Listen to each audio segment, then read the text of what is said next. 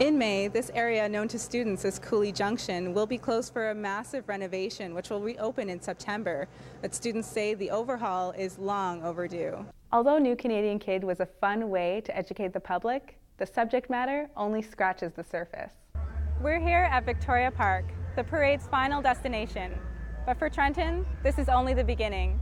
He's set to start his political science degree at Western in the fall, where he'll be putting his bursary to good use. For Western News, I'm Tahirih. Well, flights that are coming into Crimea from Ukraine are being sent back to Kiev. Now, this is the second day that that's happened. It has been reported that flights coming in from Moscow have been allowed to land, however, so that's kind of creating tensions there. There have been a lot of ground troops on the border of the peninsula leading into the Crimean region for some time now, and regaining the airspace and controlling the airspace is just moving tensions even further. And what are the Ukrainian government's plans moving forward? Well, of course, the most glaring political thing that's happening is the referendum that's going to be held this Sunday. Now, that's when Crimeans go in and they vote on whether they want to join Russia or remain independent or otherwise. And over 70% of Crimeans speak Russian, and they're for joining Russia. But we'll just have to wait and see if that happens. Of course, Ukraine is not for this. They said if the referendum isn't called off by Wednesday, they will dissolve the Crimean Assembly. As well, on May 25th, the presidential election is planned to be held. Of course, Yanukovych is against this. He says that it's illegal, it's illegitimate, and that's why he plans to return to Kiev as soon as possible to regain his political stance. But for some breaking news, Canada's finance minister has resigned.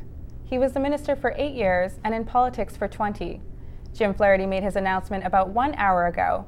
He says he plans to return to the private sector.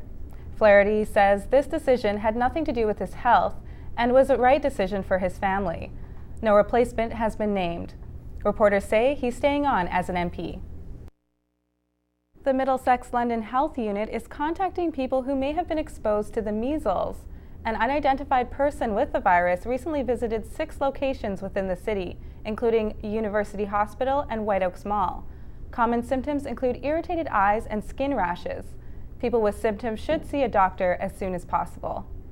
Welcome back. Alberta Premier Alison Redford has lost another member of her party. Calgary varsity MLA Donna Kennedy Glantz stepped down yesterday. She says her decision has less to do with the Premier and more to do with feelings of superiority within the party. The university has just signed a new contract with food provider Aramark, which will officially take over in September. With the takeover come new options for people with a wide range of allergies and cultural food preferences. The decision to switch to a new food provider was done through extensive feedback sessions with students, faculty, and staff. While faculty and staff options were accounted for, university officials say students' food experience is their main priority. And what we want to be able to do for students is to say, when you come down here, you get an experience that matches your expectations, and that's very critical for us. Food is ubiquitous. It touches everybody multiple times a day. If you have a good food experience, it can take an off day to a great day. In May, this area known to students as Cooley Junction will be closed for a massive renovation, which will reopen in September. But students say the overhaul is long overdue. Yeah, I think it's going to be great, actually. Yeah. I hear they're putting a subway in, booster juice, all this excellent stuff.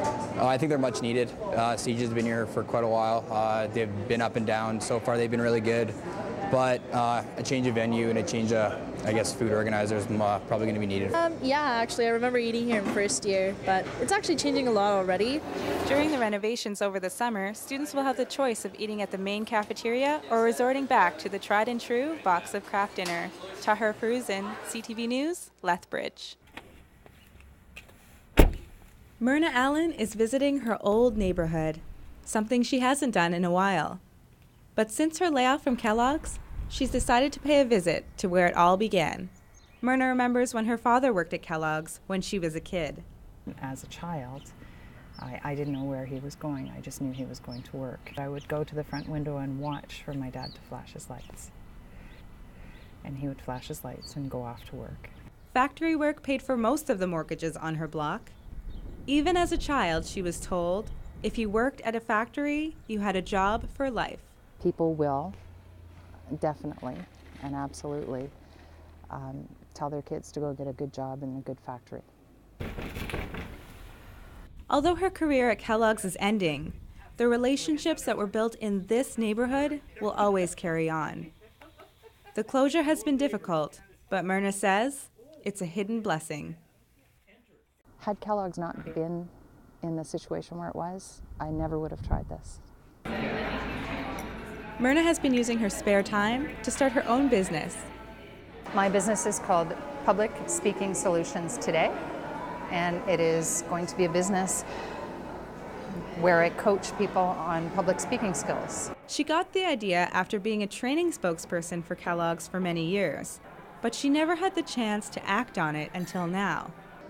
Working at Kellogg's kind of lulls you into a sense of security. You know, I don't need to do that. I can go in, do my 8 hours. I can work a weekend and pay for that kind of thing. Makes you lazy. Now I'm free.